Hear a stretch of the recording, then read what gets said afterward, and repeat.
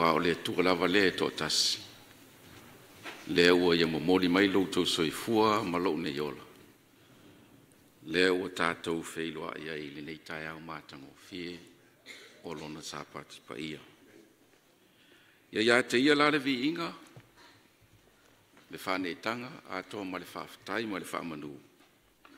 E tusa ma lona alofa whai pēr, e turi loa e pēr loutou soifua. Ia ai maise o lo mātou ola. E a vea ilo leo whatau wā. Whai mahufonga i mātou lumanei. Sunga toa ina ia kone sane Vasili. Whia ngai male tātou tāru sanga.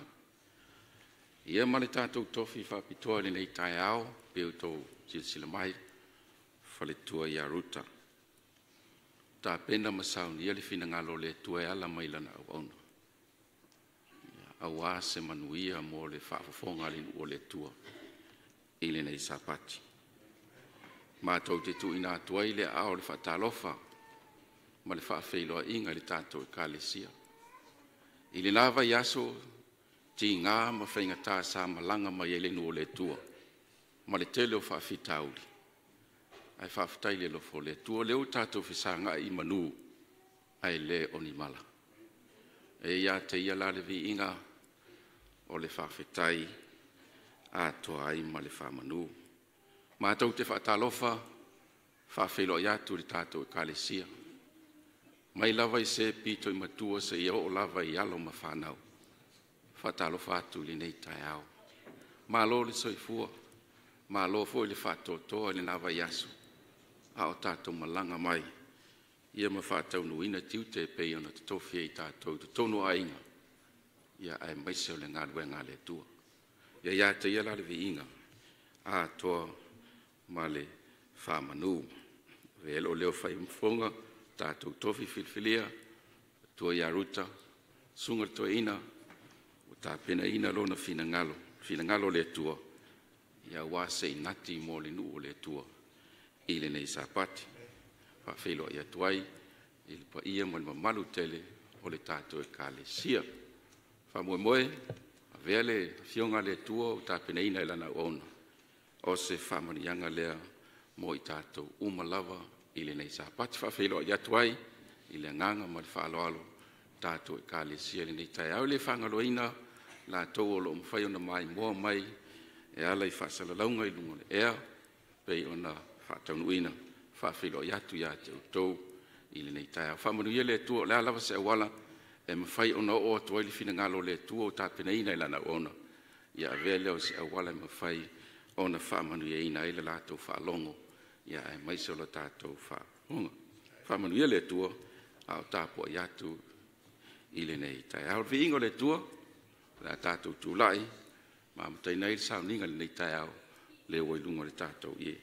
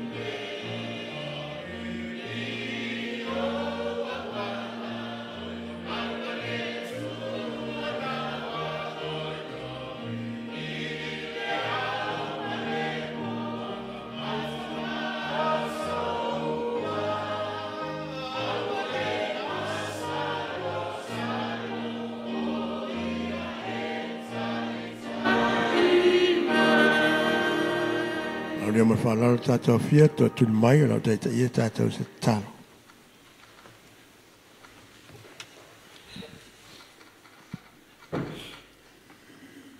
E o awero mātou o tuapa ia, o e lawa le tamao le whawawau. O e le tamao le alofa ma le whamaoni ma le amia tonu. Mātou whaftai le tuane le iawa noa le whutai alo sa pati. Mātou o mai lo malu mātou te tuli matapo i atu i lau fio. Mātou whaftai atu i atu o i lo wanga le leile mwae. Mō lau whanau le neiva i aso atoa. Ui lava na susu wa i le tau i le te leo aso le atua. Ai le o sui sui a i lo lava alofa mano whamaoni. Ma lau tau singa i o tangata. Mātou talo le atua le ne tai au au mātou saoni ti atu le mātou vi inga i lau fio. E ala i launga. Mo mona mātou whatu ese le atua mātou whapea tu whamal mole. Niu liu mai au fonga alofa. Ta lia le tapua ina alo nuu le ne tai au. Mātou whaftai le atua le au noa. Pai fono mātou whātasi manisi fulau e kālesia sa mātou wala mai nasa pati si o mali netai au. Ia sa mātou le iloa le tasi peta le netai au. O mātou toi whelua e mātou lulu lima mātou whamaunia lo wanga lei. Sa le whapito lava lau tau singa i se tasi o i mātou. Whaftai fu le atua wa e manuia foi ia whanai whanau mai a onga le nei tau sanga. Ia mātou talo lava le atua nati lātou i atoe. Ia whapeo nā Patonton flau lau fio la tō langa a wai leo tō whaingo fie nei vai tau lo o mātou o iai. Mātou talo fo le tamai tu nāti lau fio nisi fo lau ainga loto lo a fia i mai le nei soi fuanga le tō whamon mole i anga le lau fio i ate i la tō whamon mole. Nāti fo le talo i lau fio le tua le fo tai au ia ua sauni lau au ona e tu la i lumo lo nu e whai lo finingalo le nei tai au. Le atua wha mole mātou te si whata si atu o ia i rumo lau fio. Whapa ia ina o ia mo lau upure ne tai au wha mole. Si fone e lau whamalianga le atua i lunu. Sauni o mātou loto ta lia le upure ne tai au. Ia avele mo mātou woso a mātou iei foi. Ile nei foi vai tau. Pore nei foi sapati lona tolo nei foi masina. Ia le atua le ngate le mātou tu nātu i lau fio mana ongolo i kālesia mo nā foi vai asfou. Mātou te le whatasi fwero malu e fo i no whango saunia. Mātou whatasi ai, ma lau whale lima, le atua, whamanuia mai. Tātou mo oer ta mai, whamal mon, ta lia le tal mo wala au e lati do lau sa pele Jesu lo mātou whaola. Amen.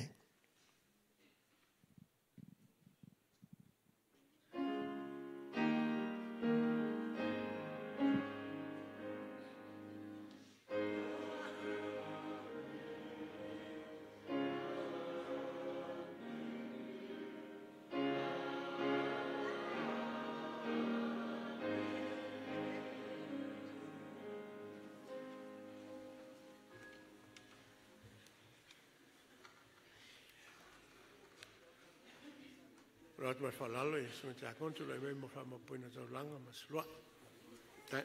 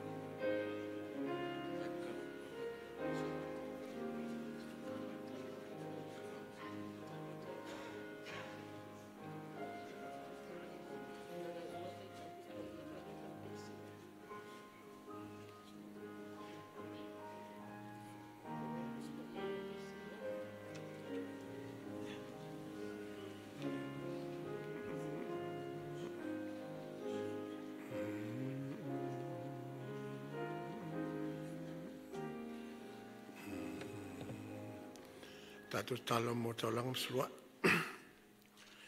E wa ora mātou te mapa ira sui fulangi o mātou to e para watu ne futu la ala mātou sauninga le nganga whaftai ta fo ya tu la ufiu i ruanga lei mara fa monianga fa pito i lo nu le na vayaso le ngate le soi fu mo leola ya fa pe fo i tupe matma ainga le fo ai o la tu a mo mātou lima e ne fo mātou fa fo ya tu la ufiu le tasi vasfulu na e polo ai fa fo ya tu a toi mataulanga o le loto malie ma tu talo le tua ia sisila al mai o fonga al fa manuel ne taulanga fa pa ia ne taulanga mo so spu fanga te fina ngale fa ngai ne ai a wa lavel manuio tanga tai la le nei fa tai Yesu lo fo amen.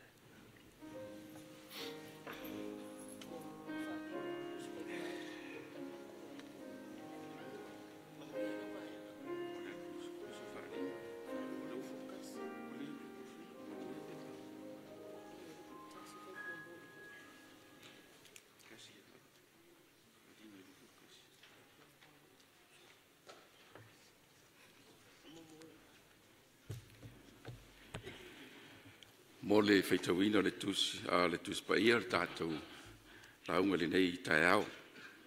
Tusi o whaalinga, aulona mta mua mua, whai upu mua mua nga i luas funmatasi. Whaalinga i luas funmatasi, whai upu mua mua, se ia whangata mai whai upu i luas fulu.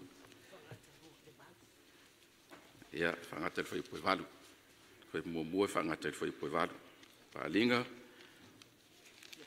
luas utasi mua mua e o le walu. Moli.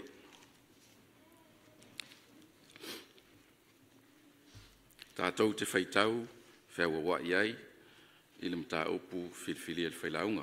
Au lei, whea ngai ma le whaitau ino le whionga le tua, whai es tātou talo. Lo mātou tamai o le langi, te talo i lau o fio le nei tau. Se e whapa ia i lau upu o le mātou whaitau ino. Ono Yesu. Amen. Whalinga lona tā upu e lusu matasi whai mua mua, se i o le walu. Manato le a tātou whaitau whātasi ai. Si tātou whaitau. Nā ui loa lea o le langi fau ma lau langi fau.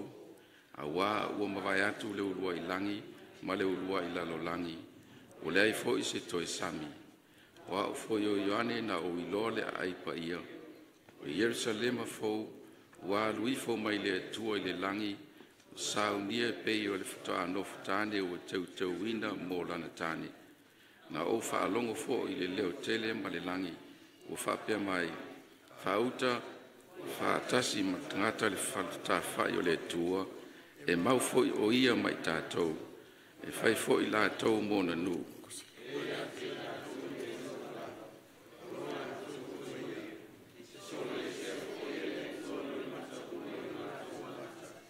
Le fo i si toia.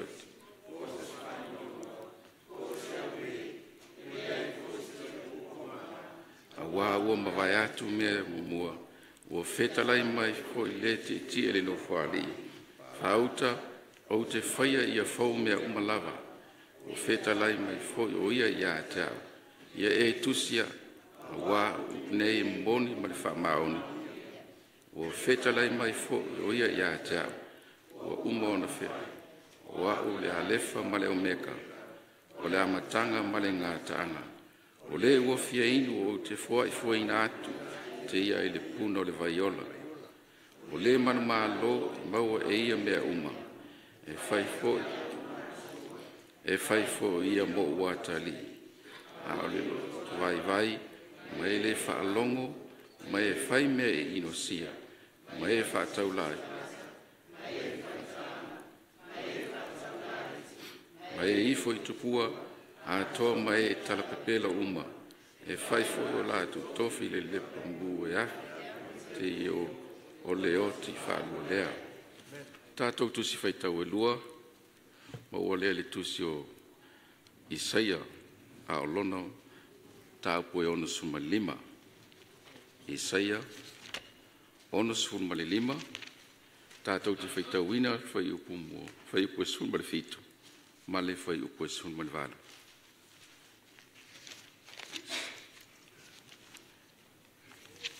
Isaia ono sun mali lima. Whaitau ina whai upo sun mali fitu. a to ma le foi upo fulu ma le valu a fai o maua si o tātou fai tau whaatasi ai.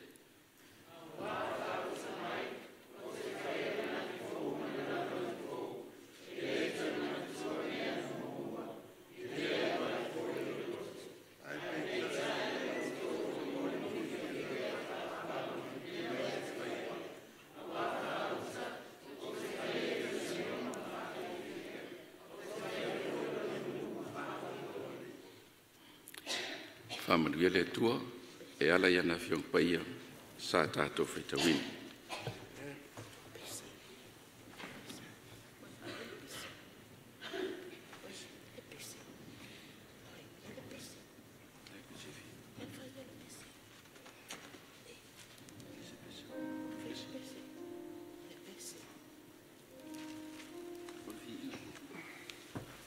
Whamolmole e le tātou vi inga i lua, hoi lunga le ie.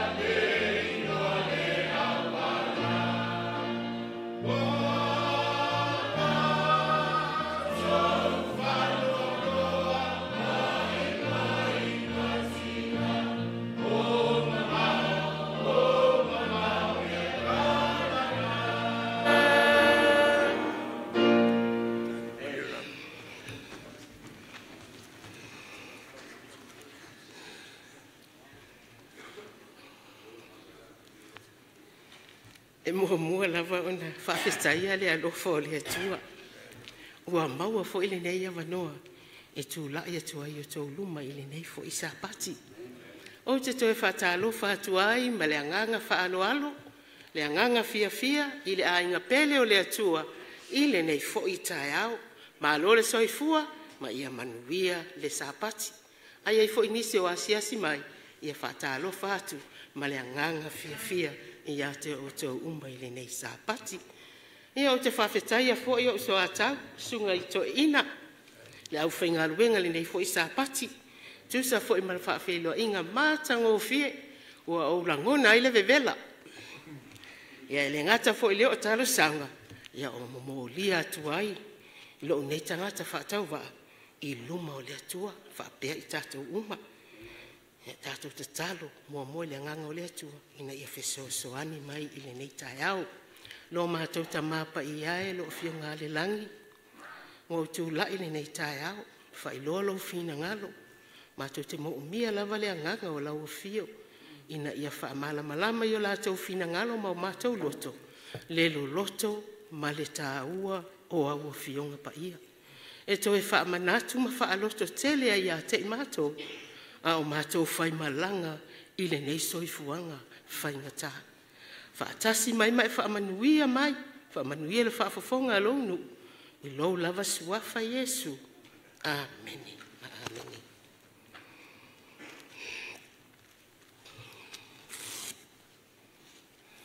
Io nei fe au masani ai le wha fofonga. Ai o le aunga le toi wha manatu. Toi wha malusia i peo le tātou fōlanga. A o tātou i aile nei soifuanga. O tātou a tangata whai malanga. E maasani o na tātou whai malanga i atu nuu e mamau. Ai a tātou tele i sauni ia whai ngā malanga. E mua na tātou tāpenga pena. Sauni lau ato ma mea umalava. Atu ai mai fo i le aso. Ia pewa te ufa ase fulu fia lau ato pe atu ai mai le aso. Ia i mea tutupu wha pena il matou malanga le sa tauni. Ia a wha pela tātou te tau nuu. Ma tātou wheiloa i fia ai mo tātou a inga o mātua ma whanau. Tātou te maafuta whaatasi. Ma tātou fia whaatasi. Tātou te a ai whaatasi. Ona ole mafutanga i to tonu o tātou a inga. Ai ile taimi lava e tasi. Tātou te toe wha mawai. Tātou te toe wha atofa. Male loi mata maringi. Wha mai upo le vi inga o le atua. Na tātou langi ina. Ile nei tae au. Ua mātou vai. Ile nei malanga vai pia. Ua ti ngā o mātou vai. Ile vevela o le la. Ua mātou wha noa, vai mati ngā. Tā ase i le wau matua, le iloa le awala. Ai whai mai le tali, o mamau e akanana. O ia upu, ua lava matatoe, e wha iloa mai ai, e le o se whai ngā malanga whai ngō fie, o loo tātou fō lau wai nei. O se malanga umi, mai e mamau fo i le ala. O loo momoli mai ai, la ngona mafatia o le au malanga. Awa o loo tātou whetaia i pea mawhainga tā, ma puanga i taimi uma o le nei soifuanga. A o tātou whai malanga, e iai lava le taunuunga. Pau lava le tātou wha moe. O Yesu na te taitaina oe maa, ina ia tau nuu le whainga malanga. E tasi lava le sini ma le wha moe le whainga malanga, o le langi ma le ola e wha vavau. O le autua le tātou launga i le nei tae au.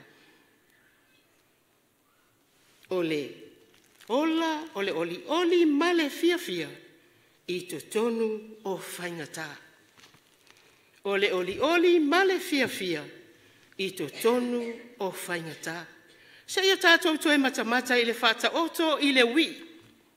Le tamana alu malanga e wha mau oa sa te wina e lona tama. Ta atia la le lautele o le tala. Ai fia au mai alo le toe fo i mai.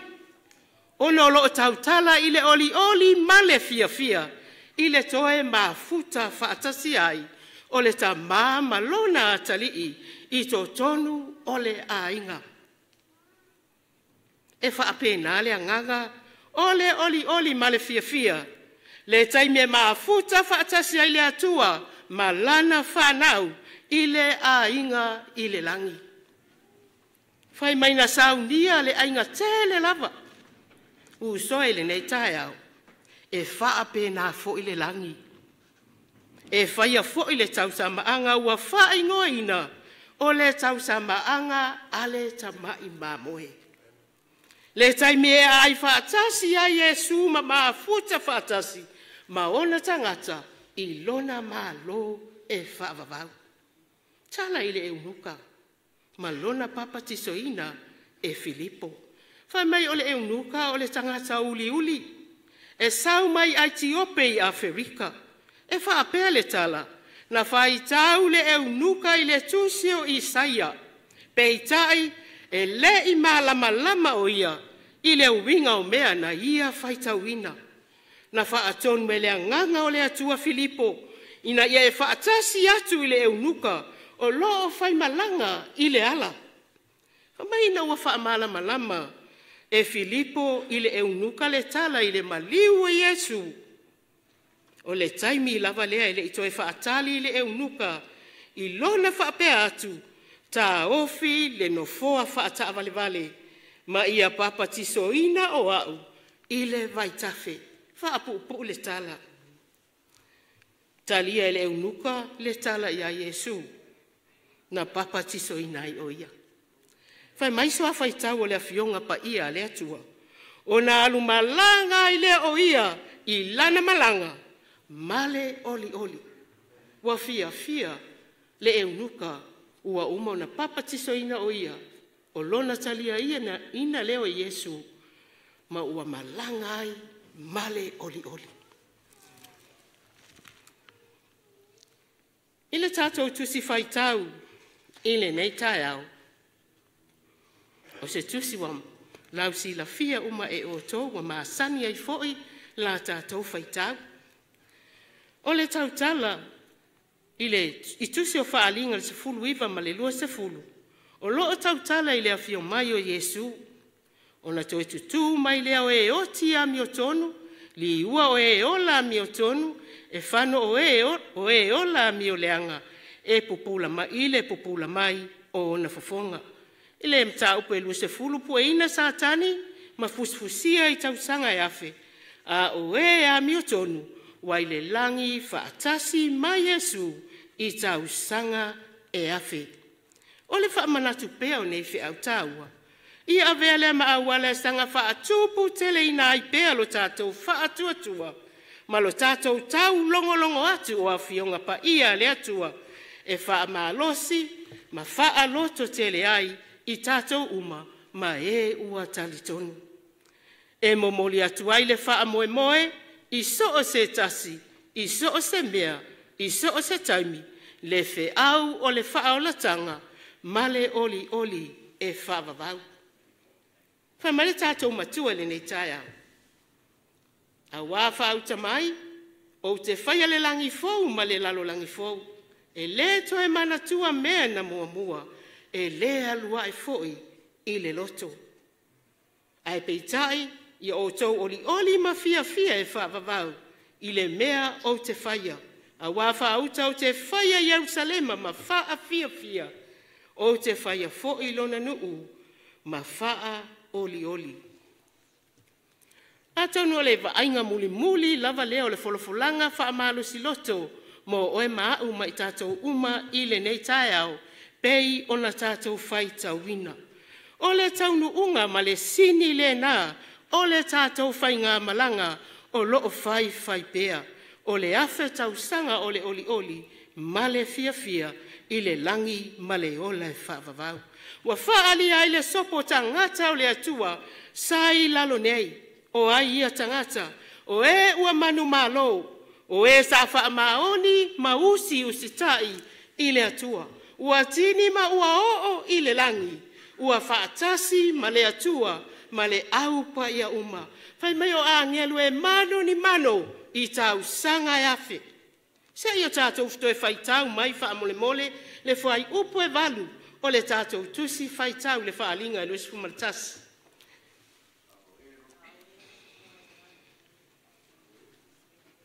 Tātou whai tau whaatasi.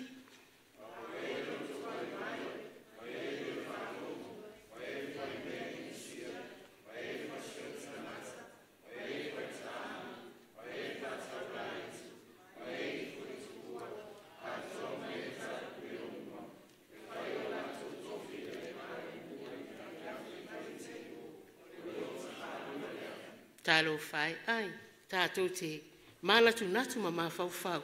Pe a whai tātou te leo susita i ma wha maoni i a whionga pa ia lea tua, i o le tātou tau i lea. Ina ua mai a tausanga e afe i le langi. Whai mai leo Ioane e peon whai mai Ioane na ia wa aia. Le ai pa ia o Jerusalema fōu wa luifo mai lea tua i le langi. Ua saunia pe se whatu no fotane.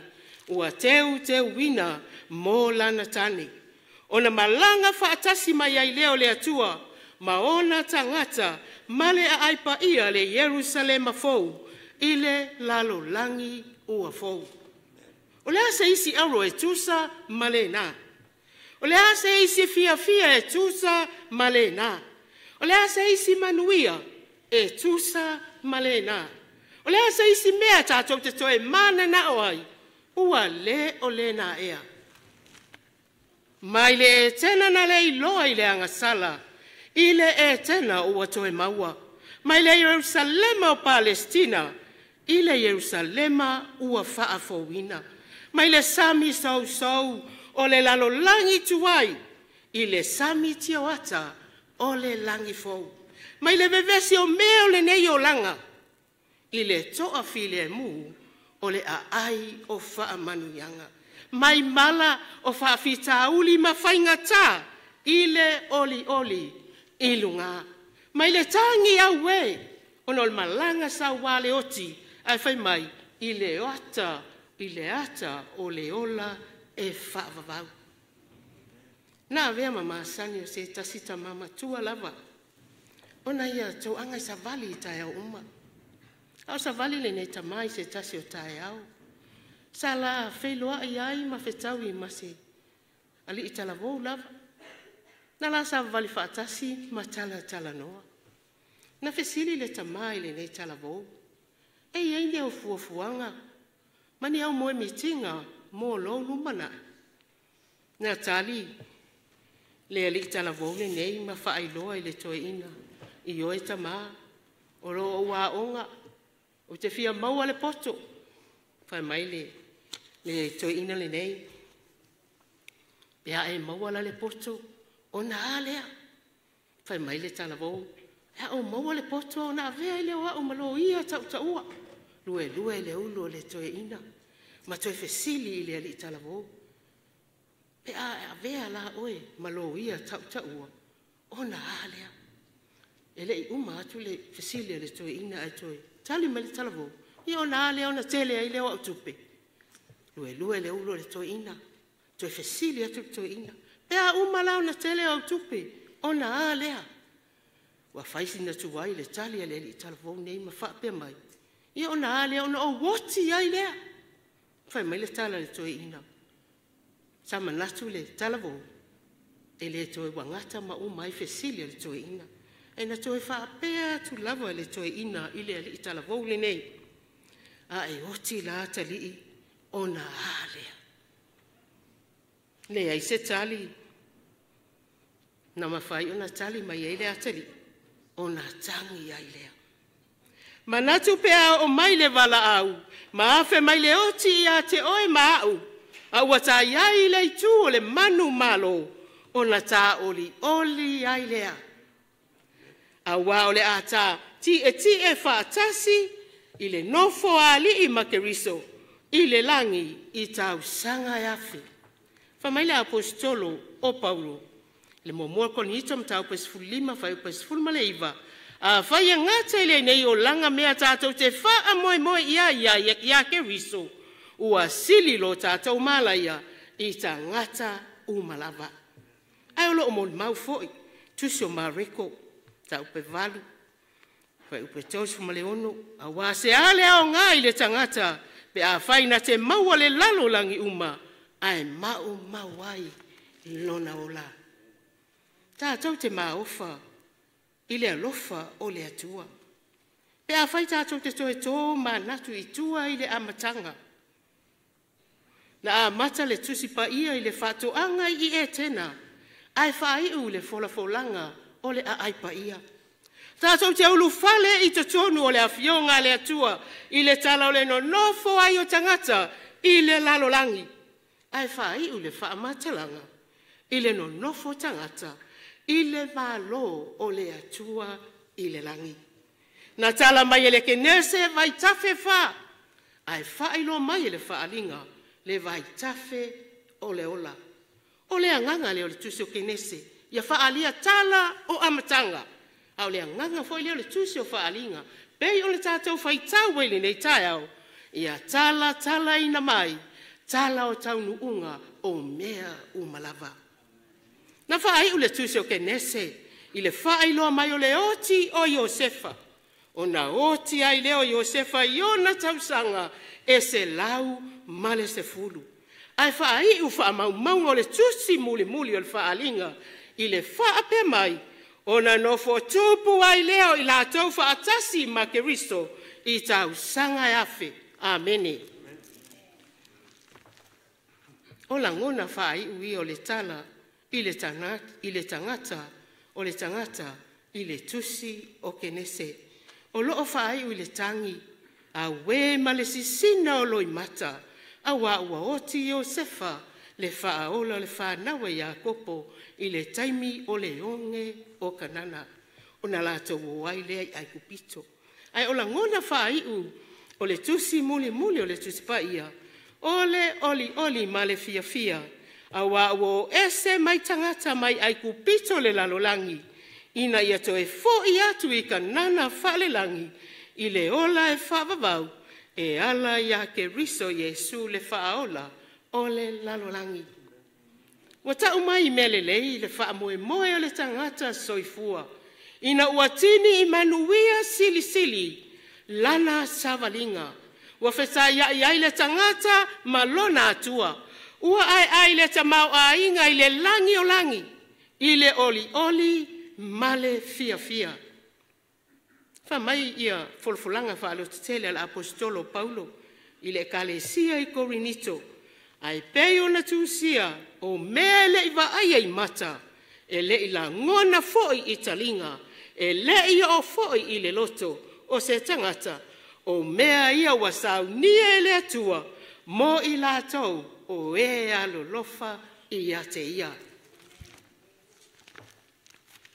Ina ua matala mai fai totoa, pe nina e se fulu malelua, ai ulu fale atu i totonu, le sopo mai le lalolangi, i latou uma na tau latou ofu i le toto o le tamai mamoe, o na tonu ai lea matau nuu, o upa Peteru, o na matua faa o fia i lea o tau le ala o le maloe faa vavau, o lo tātou wali i o lo tātou faula, lea o Keriso Iesu. E lea o le taunu unga ea lea, o le tātou malanga o fai bea. Fai mai le tātou matua le nei tae au a whauta mai, o te whaia le langi fou ma le lalo langi fou. E lea toe manatua mea na mua, e lea lufo i le loto. Ae peitai, ia o tau oli ma fia e whaavavau i le mea o te whaia. Jerusalema, o te whaia Jerusalema ma whaa fia, o te whaia fo i lona nuu ma whaa oli. Pe ata tau sau whanga atu i le langi, o le atoanga le nā, o le fia, ma le oli e whaavavau. Ia whaalau te le ina le anganga o le atua o tau whina ngalo, ma o tātou loto, ana fionga pa ia i le nei tai au, whaafitai whaafonga.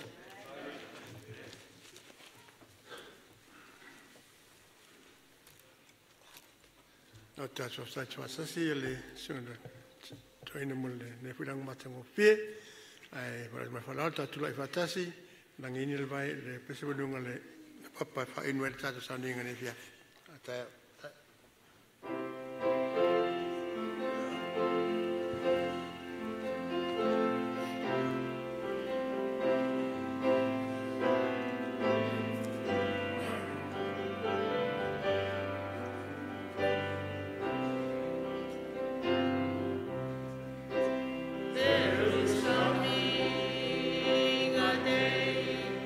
When your heart is so come.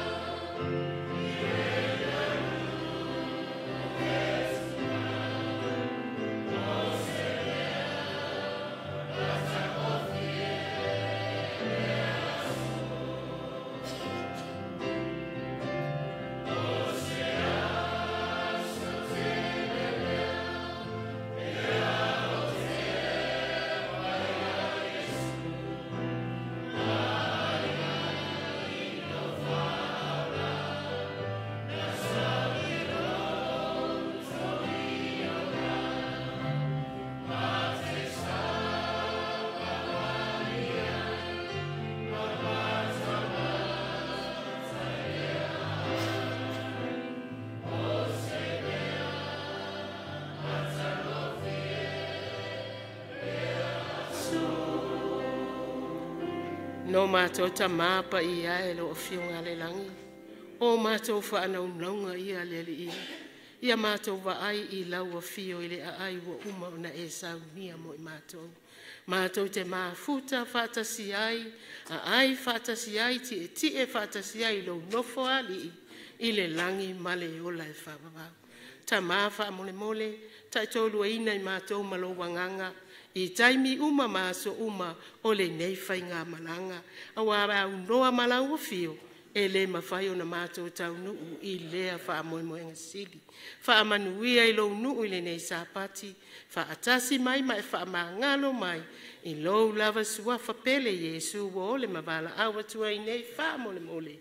Amen. Amen.